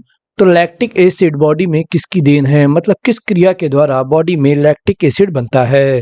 तो जिन लोगों को भी इसका सही आंसर पता है वो कमेंट बॉक्स में कमेंट कर सकते हैं और अपना कॉपी पेन लेकर बैठे होंगे सभी लोग तो उस पर भी नोट करते चलें। तो इसका सही आंसर है option D, anaerobic metabolism. Anaerobic metabolism के कारण ही बॉडी में लैक्टिक एसिड बनता है और लैक्टिक एसिड के कारण ही हमको थकान महसूस होती है। नेक्स्ट, सार्कोमेयर क्षेत्र स्थित है। Where is the sarcomere region located? तो इसके ऑप्शन हैं 2 आई बैंड के बीच में, 2 ए बैंड के बीच में, 2 जेड लाइन के बीच, आई और ए बैंड के बीच। तो सार्कोमेयर का जो क्षेत्र होता है वो कहाँ पर स्थित होता है? तो इसका सही आंसर है ऑप्शन डी, 2 जेड लाइन के बीच में। 2 जेड लाइंस के बीच में जो एरिया होता है उसको हम सार्कोमेयर कहते हैं। नेक्स्ट, मांसपेशीय क्रिया पूर्णतया निर्भर है। Is muscle function completely depends? तो इसके ऑप्शन हैं ऑक्सीजन की उपलब्धता पर, तंत्रिका एवं रक्त संभरण पर, वातावरणीय उत्तेजकों पर, आहारीय उपभोग पर। तो मांसपेशीय क्रिया किस पर निर्भर करती है? तो इसका सही आंसर है ऑप्शन बी, तंत्रिका एवं रक्त संभरण पर, on nerve and blood supply. देखिए, मांसपेशीय क्रियाएं जो हैं वो जब तक हमारी नर्व्स हमको सही से सिग्नल नहीं देंगी और बॉडी में ब्लड की सप्लाई सही से नहीं होगी तब तक मांसपेशीय क्रियाएं सही से नहीं होंगी। इसीलिए मांसपेशीय क्रियाएं पूर्णतया नर्व और ब्लड सप्लाई पर डिपेंड करती हैं। नेक्स्ट, राइडर या मलखम मांसपेशी किसे कहते हैं? व्हाट इज अ राइडर और अ मलखम मसल? तो इसके ऑप्शन है क्वाड्रिसेप्स, एडेक्टर, डेल्टॉइड या बाइसेप्स। तो राइडर या मलखम मांसपेशी किस मांसपेशी को कहते हैं? देखिए, अभी हमने कुछ क्वेश्चन पहले ये जाना था कि लिफ्टर मांसपेशी कौन होती है, टेलर मांसपेशी कौन होती है। उसी तरीके से हमारी बॉडी में एक मलखम मांसपेशी होती है जिसको हम राइडर मसल के नाम से भी जानते हैं। ये कौन सी मांसपेशी होती है? तो इसका सही आंसर है ऑप्शन बी, एडेक्टर। एडेक्टर मांसपेशी को हम राइडर मांसपेशी या मलखम मांसपेशी के नाम से भी जानते हैं। नेक्स्ट, शरीर की मांसपेशी किसकी कमी से कमजोर होती हैं? What makes the muscle of the body weak? तो किसकी कमी से शरीर की मांसपेशियां कमजोर हो जाती हैं? तो इसके ऑप्शन है आयरन, पोटेशियम, कैल्शियम या फिर कोबाल्ट। और इसका सही आंसर है ऑप्शन बी, पोटेशियम। पोटेशियम की कमी से मांसपेशियां कमजोर हो जाती हैं। नेक्स्ट, पेशी ऐंठन का कारण है। What is the cause of muscle cramp? तो इसके ऑप्शन है समन्वय का अभाव, लैक्टिक अम्ल का संचय, अत्यधिक वायु संचार या कमजोर लचीलापन। तो पेशी ऐंठन यानी मसल्स के जो क्रैम्प होते हैं उसका क्या कारण है? तो इसका सही आंसर है ऑप्शन बी, लैक्टिक अम्ल का संचय, accumulation of lactic acid. Body में लैक्टिक अम्ल के संचय से यानी उसके स्टोर हो जाने की वजह से ही हमारे पेशियों में ऐंठन होती है यानी क्रैम्प्स आते हैं। खिलाड़ी द्वारा किए गए ट्रेनिंग अथवा कार्यों के भार जब शारीरिक क्षमता से अधिक हो जाते हैं या रिकवरी के लिए पर्याप्त समय ना मिले तो उस दौरान खिलाड़ी के रक्त में लैक्टिक एसिड का संचय हो जाता है जिससे मांसपेशियों में ऑक्सीजन की प्राप्ति नहीं हो पाती और इससे ऐंठन हो जाती है यानी क्रैम्प्स आ जाते हैं। नेक्स्ट, ग्लाइकोलाइसिस प्रक्रिया में कितने एटीपी होते हैं? How many ATP are there in glycolysis process? तो इसके ऑप्शन है 2, 18, 4 और 36। तो ग्लाइकोलाइसिस प्रोसेस में कितने एटीपी बनते हैं? तो इसका सही आंसर है ऑप्शन ए, 2। ग्लाइकोलाइसिस प्रक्रिया में 2 एटीपी बनते हैं। नेक्स्ट, मांसपेशी की ताकत किस यंत्र से मापी जाती है? By which instrument is muscle strength measure? तो इसके ऑप्शन है इलेक्ट्रोमायोग्राफी, इलेक्ट्रोकार्डियोग्राफी, मायोपैथी या इनमें से कोई नहीं। तो मांसपेशी की ताकत किससे मापते हैं? तो इसका सही आंसर है ऑप्शन ए, इलेक्ट्रोमायोग्राफी। इलेक्ट्रोमायोग्राफी की मदद से हम मांसपेशी की ताकत यानी action potential of the muscle को मापते हैं। नेक्स्ट, मांसपेशियों में कैल्शियम आयंस कहाँ पाए जाते हैं? Where are calcium ions found in muscles? तो इसके ऑप्शन है राइबोसोम्स में, लाइसोसोम्स में, सार्कोप्लाज्मिक रेटिकुलम में या माइटोकॉन्ड्रिया में। तो कैल्शियम आयंस कहाँ पर पाए जाते हैं? तो इसका सही आंसर है ऑप्शन सी, सार्कोप्लाज्मिक रेटिकुलम। मांसपेशियों में कैल्शियम आयन सार्कोप्लाज्मिक रेटिकुलम के ऊपर पाए जाते हैं। नेक्स्ट, मांसपेशियों की बीमारी को क्या कहते हैं? What is muscle disease called? तो इसके ऑप्शन है मायोलॉजी, साइटोलॉजी, ऑस्टियोलॉजी या मायोपैथी।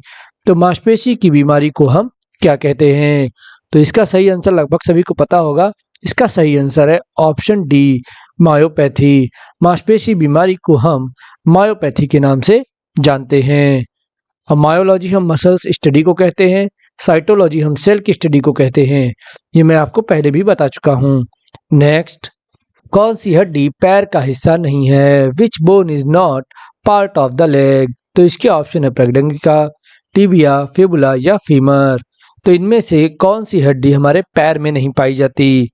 तो इसका सही आंसर है ऑप्शन ए, प्रगडंगिका, ह्यूमरस। ह्यूमरस हड्डी हमारे पैर की हड्डी नहीं होती, ये हमारे हाथ में पाई जाती है। नेक्स्ट, हड्डियों की कोमलता को कहते हैं what is softness of bones called? तो इसके ऑप्शन है ऑस्टियोपोरोसिस, ऑस्टियोमलेशिया, ऑस्टियोब्लास्ट या ऑस्टियोक्लास्ट। तो हड्डियों की कोमलता को हम क्या कहते हैं? तो इसका सही आंसर है ऑप्शन बी, ऑस्टियोमलेशिया। ऑस्टियोमलेशिया हम हड्डियों की कोमलता को कहते हैं। ऑस्टियोमलेशिया का अर्थ है नरम हड्डियां। समझे, कोमलता का मतलब क्या हुआ यहाँ? नरम हड्डियां। तो जो नरम हड्डियां होती हैं उनको हम ऑस्टियोमलेशिया कहते हैं। और ये एक बीमारी होती है जो हड्डियों को कमजोर कर देती है, उन्हें अधिक आसानी से तोड़ने का या टूटने का कारण बन जाती है। नेक्स्ट, मानव शरीर की अस्थियां किस आधार पर वर्गीकृत की जाती हैं? On what basis are the bones of the human body classified? तो इसके ऑप्शन है रचना एवं कार्य, स्थान एवं संबद्धता, परिमाण एवं आकार, संधि एवं गतिविधि। तो मानव शरीर की जो अस्थियां हैं उनको किन आधार पर वर्गीकृत किया गया है? तो इसका सही आंसर है ऑप्शन सी, परिमाण एवं आकार, वॉल्यूम एंड शेप। मानव शरीर की अस्थियां उसके परिमाण एवं आकार के अनुसार वर्गीकृत की गई हैं। ये निम्न प्रकार की हैं, जिसमें पहली है लंबी या दीर्घ हड्डियां, दूसरा टाइप है छोटी अस्थियां, तीसरा टाइप है चौड़ी या चपटी अस्थियां, चौथा टाइप है बेडोल अस्थियां, बेडोल मतलब टेढ़ी मेढ़ी, और पांचवी है सिस्मोइड बोन्स। तो हड्डियों को उनके परिमाण और आकार के आधार पर 5 भागों में विभक्त किया गया है, जिनके नाम आप नोट कर लीजिए, ये आपके लिए इंपॉर्टेंट हो सकता है, इसलिए इसका ऑप्शन सी सही होगा। नेक्स्ट, ऑक्सीपिटल अस्थि कहाँ स्थित होती है? Where is occipital bone located? तो इसके ऑप्शन है खोपड़ी में, रीढ़ की हड्डी में, पाँव में या हाथ में। तो ऑक्सीपिटल बोन कहाँ पर होती है? तो इसका आंसर लगभग सभी का सही होना चाहिए। तो इसका आंसर है ऑप्शन ए, खोपड़ी में। ऑक्सीपिटल बोन खोपड़ी यानी हमारे स्कल में होती है, स्कैल्प नहीं स्कल। यह हड्डी जो होती है, इसकी लोकेशन की बात करें तो ये हमारी खोपड़ी के पिछले हिस्से के निचले हिस्से में होती है। जो हमारी खोपड़ी का पिछला हिस्सा होता है उसके निचले भाग में ये स्थित होती है। नेक्स्ट, पेरिटल अस्थि स्थित होती है। Where is the parietal bone located? तो इसके ऑप्शन है खोपड़ी में, रीढ़ की हड्डी में, पाँव में या हाथ में। तो पेरिटल अस्थि कहाँ पर स्थित होती है? तो इसका सही आंसर है ऑप्शन ए, खोपड़ी में। पेरिटल हड्डी भी हमारी खोपड़ी यानी स्कल में स्थित होती है। पेरिटल बोन की बात करें तो ये हमारे खोपड़ी के बीच के और पिछले हिस्से में स्थित होती है, यानी ये ऑक्सीपिटल बोन के जस्ट आगे और खोपड़ी के बीच वाला जो उभरा पार्ट होता है वहां से पीछे वाले पार्ट तक ये जो बड़ी सी बोन होती है दोनों साइड, ये पेरिटल बोन स्थित होती है। नेक्स्ट, ऑस्टियोलॉजी अध्ययन है। Is osteology a study? तो इसके ऑप्शन है मांसपेशी, अस्थि, जोड़ या तंत्रिका। तो ऑस्टियोलॉजी किसका अध्ययन है? तो इसका सही आंसर है ऑप्शन बी, अस्थि। ऑस्टियोलॉजी अस्थि यानी बोन का अध्ययन है। मांसपेशी के अध्ययन को हम मायोलॉजी कहते हैं, ये हम पीछे जान चुके हैं। नेक्स्ट, शब्द फ्यूजिफॉर्म किससे संबंधित है? What does the term fusiform refer to? तो इसके ऑप्शन है अस्थि पेशी से, हृदय पेशी से, चिकड़ पेशी से या उपरोक्त में से कोई नहीं। तो शब्द फ्यूजिफॉर्म किससे संबंधित है? तो इसका सही आंसर है ऑप्शन ए, अस्थि पेशी से, बोन मसल से। शब्द फ्यूजिफॉर्म बोन मसल या अस्थि से संबंधित है।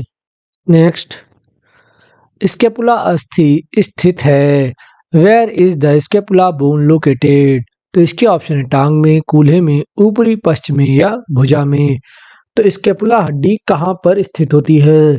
देखिए, हड्डियों की लोकेशन जानना बहुत इंपॉर्टेंट है, क्योंकि इस तरीके के क्वेश्चन पूछे जाते हैं कि निम्न हड्डी कहाँ पर होती है। इसीलिए मैं हड्डियों की लोकेशंस के क्वेश्चन यहाँ पे करा रहा हूँ। तो इसका सही आंसर है ऑप्शन सी, ऊपरी पश्च में। स्कैपुला बोन जो होती है वो हमारे अपर पोस्टीरियर में स्थित होती है। अपर पोस्टीरियर की बात करें तो जो कंधे का पिछला हिस्सा होता है, जो ये ऐसे बोन होती है, ये स्कैपुला बोन होती है। नेक्स्ट, कूल्हे का जोड़ वर्गीकृत है। Is the hip joint classified?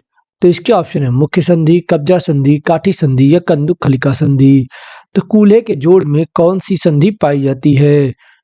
देखिए, जो हड्डियों से रिलेटेड क्वेश्चंस हैं, यानी स्केलेटल सिस्टम से रिलेटेड क्वेश्चंस बहुत इंपॉर्टेंट हैं। इसमें हम हड्डियों के नाम, उनकी लोकेशन और किन हड्डियों के बीच में कौन सा जोड़ पाया जाता है, ये बहुत इंपॉर्टेंट है। इसीलिए इस तरीके के क्वेश्चन आपको बार बार देखने को मिल सकते हैं, जिसमें हम अलग अलग हड्डी या अलग अलग जोड़ से रिलेटेड क्वेश्चंस होंगे। तो कूल्हे के जोड़ की यहाँ पर बात की गई है, तो कूल्हे का जोड़ कौन सा जोड़ होता है? तो इसका सही आंसर है ऑप्शन डी, कंदुक खलिका संधि, बॉल एंड सॉकेट जॉइंट। कूल्हे के जोड़ में बॉल एंड सॉकेट जॉइंट पाया जाता है। नेक्स्ट, स्टर्नम स्थित है। Where is sternum located? तो इसके ऑप्शन है पैर में, हथेली में, छाती में या खोपड़ी में। तो स्टर्नम हड्डी जो पाई जाती है वो कहाँ पर पाई जाती है? तो इसका सही आंसर है, लगभग सभी को पता ही होगा, ऑप्शन सी, छाती में। In the chest, sternum bone chest में पाई जाती है। चेस्ट में जो सामने का बीच का हिस्सा होता है, जिसमें हमारी पसलियां या रिब्स को कहें जुड़ी होती हैं, इसमें ये जो बीच की हड्डी होती है, जिसको मैं डार्क कर रहा हूँ, ये होती है स्टर्नम बोन, और ये एक ही होती है। हमारे रिब्स इसी में आके जुड़ती हैं।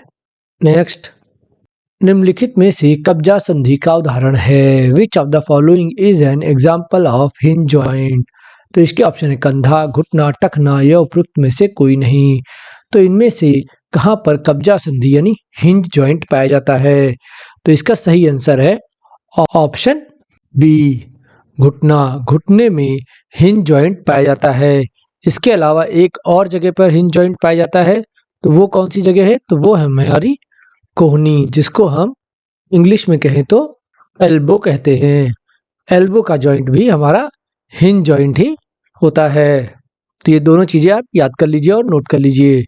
अगले क्वेश्चन से पहले अगर आपको हमारा वीडियो पसंद आया तो वीडियो को लाइक करें, कमेंट कर हमें जो बताएं कि आपको हमारा ये वीडियो कैसा लगा।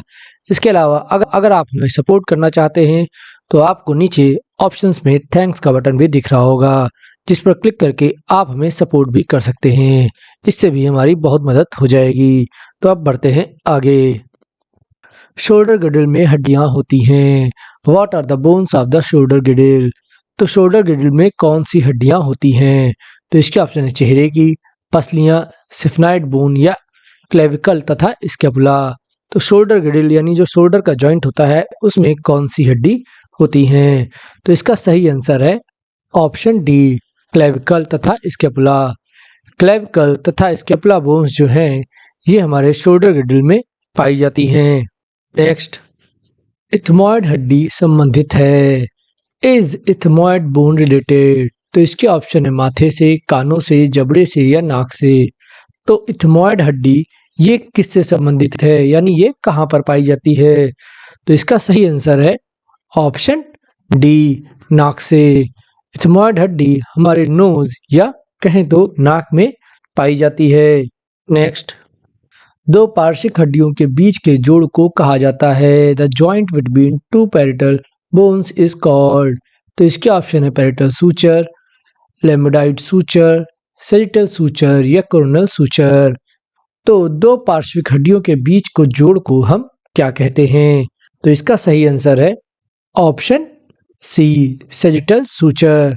दो पार्श्विक हड्डियों के बीच के जोड़ को हम सेजिटल सूचर कहते हैं। फ्रंटल हड्डी के पीछे जो बोन पाई जाती है उन्हें हम पार्श्विक हड्डियां कहते हैं और इनमें सजिटल सूचर वाला जोड़ पाया जाता है और इनकी संख्या 2 होती है। नेक्स्ट, मानव शरीर में वक्षीय कशेरुका कितनी होती हैं? How many thoracic vertebra are there in human body? तो इसके ऑप्शन हैं 12, 7, 5 या फिर 10। तो मानव शरीर में कितनी वक्षीय कशेरुकाएं पाई जाती हैं? तो इसका सही आंसर है ऑप्शन ए 12। मानव शरीर में 12 वक्षीय कशेरुकाएं पाई जाती हैं। इंग्लिश में कहें तो थोरैसिक वर्टिब्रास। इनको हम T1, T2, T3 इस तरीके से भी लिख सकते हैं। नेक्स्ट, सभी साइनोवियल संधियां हैं। All are the synovial joint. तो इसके ऑप्शन है अचल, अल्पचल, सचल या केवल सरकने वाली। तो जो साइनोवियल संधियां होती हैं यानी जिनमें साइनोवियल फ्लूइड पाया जाता है वह संधियां किस तरीके की संधियां होती हैं? तो इसका सही आंसर है ऑप्शन सी सचल। साइनोवियल संधियां मूवेबल जॉइंट्स को कहते हैं। मूवेबल जॉइंट जितने भी होते हैं उसमें साइनोवियल फ्लूइड पाया जाता है, इसीलिए इनको हम साइनोवियल संधियां भी कहते हैं। नेक्स्ट, कपाल अस्थियां उदाहरण हैं। Cranial bones are an example. तो इसके ऑप्शन है छोटी अस्थियों का, चपटी अस्थियों का, टेढ़ी मेढ़ी अस्थियों का या लंबी अस्थियों का। तो क्रैनियल बोन्स यानी जो हमारे कपाल यानी खोपड़ी में जो हड्डियां पाई जाती हैं वो किसका उदाहरण है? तो इसका सही आंसर है ऑप्शन बी चपटी अस्थियों का यानी फ्लैट बोन्स का। कपाल यानी क्रैनियल बोन्स जो है वो चपटी अस्थियों का एग्जाम्पल हैं। नेक्स्ट, कब्जे के जोड़ का अच्छा उदाहरण है। What is a good example of hinge joint? तो इसके ऑप्शन है घुटने का जोड़, कोहनी का जोड़, उंगली का जोड़ या उपरोक्त सभी। तो कब्जे के जोड़ का अच्छा उदाहरण क्या है? तो इसका सही आंसर है ऑप्शन डी उपरोक्त सभी। घुटने का जोड़, कोहनी का जोड़ और फिंगर जॉइंट ये तीनों ही हिंज जॉइंट के उदाहरण हैं। नेक्स्ट, गाउटी अर्थराइटिस का उदाहरण है। What is the cause of gouty arthritis? तो इसके ऑप्शन है सीरम यूरिक एसिड का बढ़ना, ब्लड यूरिया का बढ़ना, सीरम क्रिएटिन का बढ़ना या रोमेटिक फैक्टर। तो गाउटी अर्थराइटिस का उदाहरण क्या है? तो इसका सही आंसर है option A serum uric acid का बढ़ना। गाउटी अर्थराइटिस यूरिक एसिड के सीरम के बढ़ने की वजह से होता है। गाउटी अर्थराइटिस में जोड़ों में दर्द होता है जैसे कि घुटना, टखना, कोहनी, अंगूठे तथा उंगलियों के जोड़ों में दर्द आ जाता है। नेक्स्ट, हड्डी ज़िगोमैटिक किस में मौजूद होती है? The bone zygomatic is present in. तो इसके ऑप्शन है वर्टिब्रल कॉलम, ऊपरी अंगांग, खोपड़ी या निचले अंगांग। तो ज़ाइगोमैटिक बोन कहाँ पर प्रेजेंट होती है? तो इसका सही आंसर है ऑप्शन सी खोपड़ी। ज़ाइगोमैटिक बोन हमारे खोपड़ी यानी स्कल में प्रेजेंट होती है। ज़ाइगोमैटिक बोन जो हमारी खोपड़ी की या हमारी चेहरे की जो हड्डियां होती हैं उनमें से एक हड्डी होती है।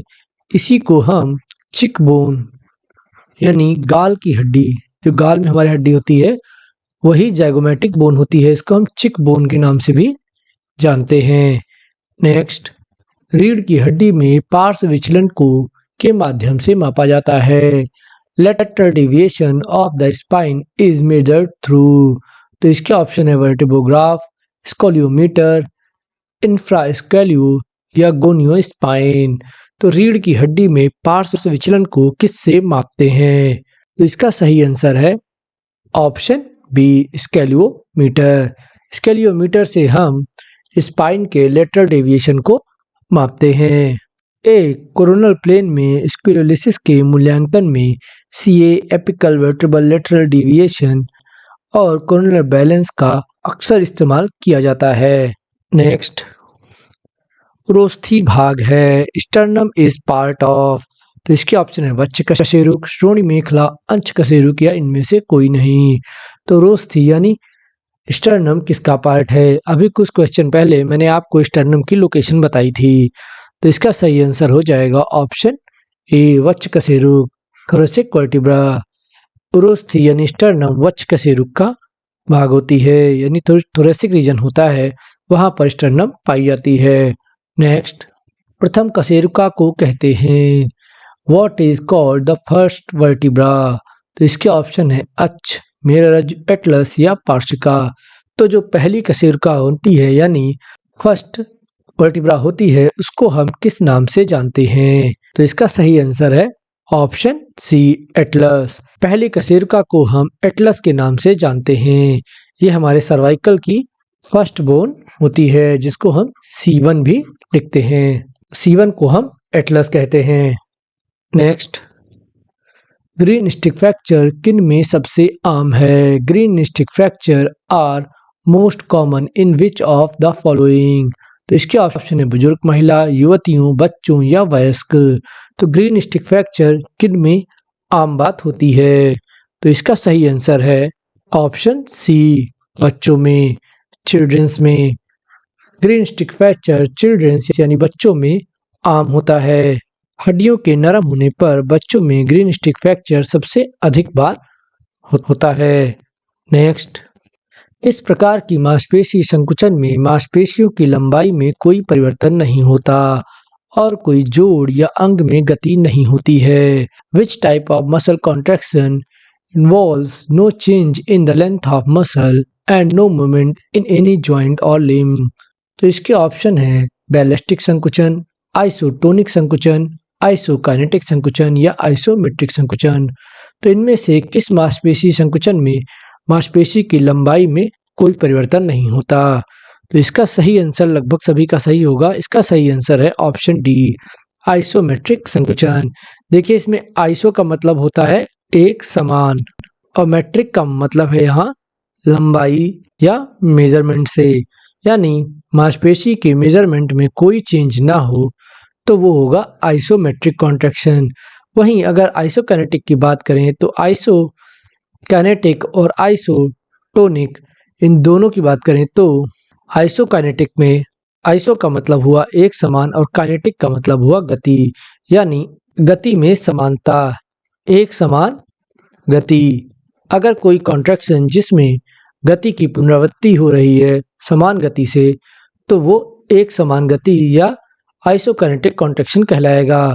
वहीं आइसोटोनिक की बात करें तो इसमें आइसो का मतलब हो गया एक समान और टोनिक का मतलब हो गया टोन से, यानी जो भी प्रतिरोध या भार लेकर हम कर रहे हैं उसे हम टोन कह सकते हैं।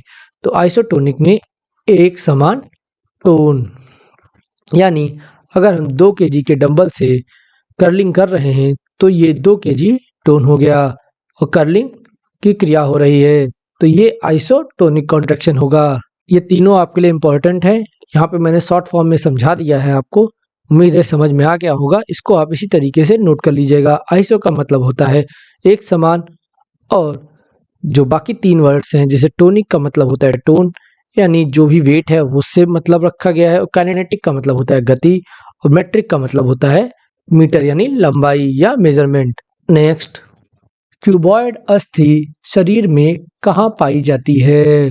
Where is cuboid bone found in the body? तो इसके ऑप्शन है शोड़ी क्षेत्र में, पैर में, खोपड़ी में या हाथ में। तो क्यूबॉइड अस्थि कहाँ पर पाई जाती है? तो इसका सही आंसर है ऑप्शन बी, पैर। क्यूबॉइड अस्थि हमारे पैर में पाई जाती है। क्यूबॉइड अस्थि की बात करें तो ये हमारे पैर यानी फुट में, पूरे लेग की बात नहीं, ये पैर से फुट का मतलब है, फुट में पाई जाती है।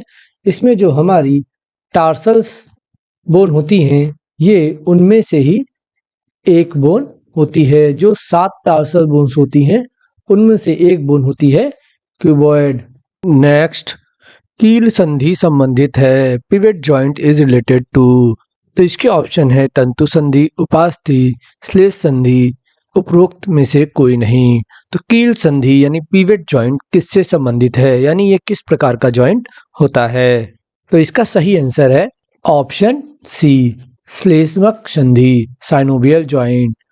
कील संधि या पिवेट जॉइंट जो होता है ये साइनोवियल जॉइंट होता है, और ये कहाँ पर पाया जाता है? तो ये हमारे गर्दन का जोड़ होता है। वहीं अगर फाइब्रस जॉइंट की बात करें तो फाइब्रस जॉइंट जो है ये हमारी खोपड़ी में पाए जाते हैं, ये अचल संधि के उदाहरण है। और कार्टिलेज जॉइंट की बात करें तो रीढ़ की हड्डी में जो जॉइंट्स होते हैं वो कार्टिलेज जॉइंट होते हैं। कार्टिलेज जॉइंट्स में एक कार्टिलेज दो हड्डियों के बीच में पाई जाती है और ये अल्पचल संधि के उदाहरण हैं। लेकिन यहाँ पे पिवेट जॉइंट पूछा है तो पिवेट जॉइंट गर्दन में पाया जाता है और ये साइनोवियल जॉइंट है क्योंकि ये एक चल संधि है। नेक्स्ट, सबसे बड़ी सिस्मोइड अस्थि है। The largest sesamoid bone is, तो इसके ऑप्शन है स्कैपुला, नितंब अस्थि, फीमर या पटेला। तो सिस्मोइड बोन्स में सबसे बड़ी सिस्मोइड बोन कौन सी होती है? तो इसका सही आंसर है ऑप्शन डी, पटेला। हमारे शरीर में जितनी भी सिस्मोइड बोन्स पाई जाती हैं उनमें पटेला सबसे बड़ी सिस्मोइड बोन है और पटेला हमारे घुटने में पाई जाती है। नेक्स्ट, मानव खोपड़ी में कुल कितनी हड्डियां होती हैं? How many bones are there in the human skull? तो इसके ऑप्शन है 20, 22, 24 और 28। तो मानव खोपड़ी में कुल कितनी हड्डियां होती हैं? तो इसका सही आंसर है, लगभग सभी का सही होना चाहिए, ऑप्शन बी 22। मानव खोपड़ी में कुल 22 हड्डियां होती हैं जिसमें हम अगर इसको डिवाइड करें तो ये दो पार्ट में डिवाइड होती हैं। 8 हमारी क्रेनियल बोन्स होती हैं और 14 हमारी फेस बोन्स। आप इस तरीके से भी इसको याद कर सकते हैं। नेक्स्ट, मानव शरीर का सबसे छोटी हड्डी कौन सी है? Which is the smallest bone in the human body? तो इसके ऑप्शन है पिसिफॉर्म, स्केफॉइड, स्टेप्स या मेलियस। तो मानव शरीर की सबसे छोटी हड्डी कौन सी है? तो इसका सही आंसर है ऑप्शन सी, स्टेप्स। स्टेपिस मांसपेशी भी सबसे छोटी मांसपेशी होती है और ये उसी के नाम पे हड्डी भी वहीं पर पाई जाती है। ये हमारे कान की हड्डी होती है और ये हमारे शरीर की सबसे छोटी हड्डी होती है। इसके साइज की बात करें तो ये लगभग 2.8 सेंटीमीटर की होती है। नेक्स्ट, स्कोलियोसिस से संबंधित एक असहनीय विकृति है। Scoliosis is there a postural deformity related to? तो इसके ऑप्शन है पैर, कलाई, रीढ़ या हाथ। तो स्कोलियोसिस किससे संबंधित पोस्चरल डिफॉर्मिटी है? तो इसका सही आंसर है ऑप्शन सी, रीढ़। देखिए हमारे रीढ़ में या हमारे स्केलेटल सिस्टम की जो डिफॉर्मिटीज हैं उनके नाम भी इम्पॉर्टेंट हैं। उन्हीं में से एक है स्कोलियोसिस जो हमारे बैकबोन या रीढ़ की पोस्चरल डिफॉर्मिटी है। स्कोलियोसिस में क्या होता है? स्कोलियोसिस में जो हमारे रीढ़ की हड्डी होती है ये दाईं या बाईं ओर मुड़ जाती है। नेक्स्ट, निम्नलिखित में से कौन सा शब्द एक प्रकार के भ्रंश को व्याख्यायित नहीं करता? पहचानिए। Which of the following term does not describe a type of fracture? Identify। तो इसके ऑप्शन हैं ग्रीन स्टिक, जटिल, सरल या नस में डाला गया। तो इनमें से कौन सा शब्द भ्रंश यानी फ्रैक्चर को व्याख्यायित नहीं करता है? तो इसका सही आंसर है ऑप्शन डी, नस में डाला गया, inserted into when. Green stick, जटिल और सरल ये तीनों ही फ्रैक्चर के टाइप हैं लेकिन नस में डाला गया ये फ्रैक्चर का टाइप नहीं है। और यहाँ पे यही पूछा है कि कौन सा शब्द एक भ्रंश को व्याख्यायित नहीं करता। तो इसका सही आंसर हो जाएगा ऑप्शन डी, नस में डाला गया। नेक्स्ट, वक्ष अस्थि का शरीर रचनात्मक नाम है। What is the anatomical name of thoracic bone? तो इसके ऑप्शन है क्लेविकल, स्कैपुला, स्टर्नम या लेटिमस डॉर्सी। तो थोरेसिक बोन का एनाटॉमिकल नेम क्या है? इसको मैं ऑलरेडी आपको बता चुका हूं, अगर आपने ध्यान से सुना होगा तो आपको याद होगा। इसका ऑप्शन सी सही होगा, स्टर्नम। थोरेसिक में इन सभी हड्डियों में एक ही हड्डी थोरेसिक रीजन में पाई जाती है जिसका नाम है स्टर्नम और ये थोरेसिक रीजन की हड्डी का एनाटॉमिकल नेम है। नेक्स्ट, जांघ की अस्थि का शरीर रचनात्मक नाम है। What is the anatomical name of thigh bone? तो इसके ऑप्शन फिबुला, टिबिया, रेडियस या फीमर। तो देखिए जांघ की हड्डी की बात की गई है तो इसका सही आंसर होगा ऑप्शन डी, फीमर। फीमर की जो हड्डी है ये हमारे जांघ में पाई जाती है। वहीं रेडियस की बात करें तो ये हमारे हाथ की हड्डी है जो हाथ के निचले हिस्से में पाई जाती है। वहीं टिबिया फिबुला ये पैर के निचले हिस्से की हड्डियां हैं। तो यहाँ पर ऑप्शन डी फीमर सही होगा। जांघ की अस्थि का एनाटॉमिकल नेम है फीमर। नेक्स्ट, शरीर में स्केफॉइड हड्डी कहाँ पाई जाती है? Where is scaphoid bone found in the body? तो इसके ऑप्शन है स्कंद क्षेत्र में, कलाई में, चेहरे में या पैर में। तो स्केफॉइड हड्डी शरीर में कहाँ पर पाई जाती है? तो इसका सही आंसर है ऑप्शन बी, कलाई यानी रेस्ट। स्केफॉइड हड्डी हमारी कलाई में पाई जाती है। जो हमारी कलाई में कार्पल्स बोन्स होती हैं ये उनमें से एक होती है। नेक्स्ट, अस्थि में कौन सा लवण सबसे अधिक पाया जाता है? Which salt is found most in bones? तो इसके ऑप्शन है magnesium chloride, calcium phosphate, sodium chloride या कैल्शियम कार्बोनेट। तो इनमें से कौन सा लवण यानी कौन सा सॉल्ट हड्डियों में सबसे ज्यादा पाया जाता है? तो इसका सही आंसर है option B, calcium phosphate. Calcium phosphate हड्डियों में सबसे ज्यादा पाया जाता है। नेक्स्ट, दाई हाथ की हड्डी की ओसिफिकेशन स्तर का उपयोग किसका निश्चय करने के लिए किया जाता है? The ossification level of the bone of the right hand is used to determine. तो इसके ऑप्शन है आयु, वजन, कद या लिंग। तो दाएं हाथ की हड्डी का ओसिफिकेशन किसकी जांच के लिए किया जाता है? तो इसका सही आंसर है ऑप्शन ए, आयु। एज का पता लगाने के लिए दाएं हाथ की हड्डी का ओसिफिकेशन किया जाता है। ये उल्टा भी पूछा जा सकता है कि एज का पता लगाने के लिए किस हड्डी का ओसिफिकेशन किया जाता है? तो इसका आंसर हो जाएगा दाएं हाथ की हड्डी। नेक्स्ट, रेडियस एवं अल्ना अस्थियां किस अंग में स्थित होती हैं? In which organ are the radius and ulna bones located? तो इसके ऑप्शन है अग्रबाहु में, जंघा में, तलवे में या छाती में। तो रेडियस और अल्ना अस्थियां कहाँ पर स्थित होती हैं? अभी मैंने आपको बताया ये हमारे हाथ की हड्डियां हैं, हाथ के अगले यानी निचले हिस्से में होती हैं। तो इसका सही आंसर है ऑप्शन ए, अग्रबाहु में, in the four arm. Four arm में रेडियस और अल्ना ये दोनों हड्डियां पाई जाती हैं। वहीं पश्चार्म यानी ऊपर के हिस्से की बात करें तो इसमें हमारी ह्यूमरस बोन पाई जाती है। नेक्स्ट, अस्थियों के साथ जुड़ी पेशियां हैं। What are the muscles attach to the bones? तो इसके ऑप्शन है रेखित, अरेखित, हृदय या सभी। तो इनमें से कौन सी मसल्स हड्डियों के साथ जुड़ी होती हैं? तो इसका सही आंसर है ऑप्शन ए, रेखित या स्ट्रेन्ड। रेखित मांसपेशियां मुख्यतः हड्डियों के साथ जुड़ी होती हैं। या ये भी कह सकते हैं कि हड्डियों के साथ जुड़ी मांसपेशियों में मुख्यतः मांसपेशियां रेखित मांसपेशियां होती हैं। नेक्स्ट, दांतों तथा हड्डियों में पाए जाने वाले तत्व हैं। What are the elements that go into teeth and bones? तो इसके ऑप्शन है potassium calcium, calcium magnesium, calcium phosphorus या फास्फोरस सल्फर। तो दांतों में पाए जाने वाले तत्व कौन से हैं? तो इसका सही आंसर है ऑप्शन सी, कैल्शियम एवं फास्फोरस। कैल्शियम और फास्फोरस ये दोनों ही लवण दांतों में पाए जाने वाले मुख्य तत्व हैं। तो इसी के साथ ये आज की इस क्लास का आखिरी क्वेश्चन था। उम्मीद है आपको ये क्लास पसंद आई होगी और आप हमें सपोर्ट जरूर करेंगे। तो अगर आपको हमारा ये वीडियो पसंद आया तो वीडियो को लाइक करें, कमेंट कर हमें जो बताएं और चैनल को सब्सक्राइब करना ना भूलें। वीडियो को ज़्यादा से ज़्यादा शेयर करें। इसके अलावा आप हमें सोशल मीडिया लिंक के थ्रू भी हमसे जुड़ सकते हैं, जिनकी लिंक आपको नीचे डिस्क्रिप्शन में मिल जाएगी। धन्यवाद दोस्तों, अगले वीडियो के साथ फिर मुलाकात होगी। तब तक के लिए अपना ख्याल रखिए। जय हिंद।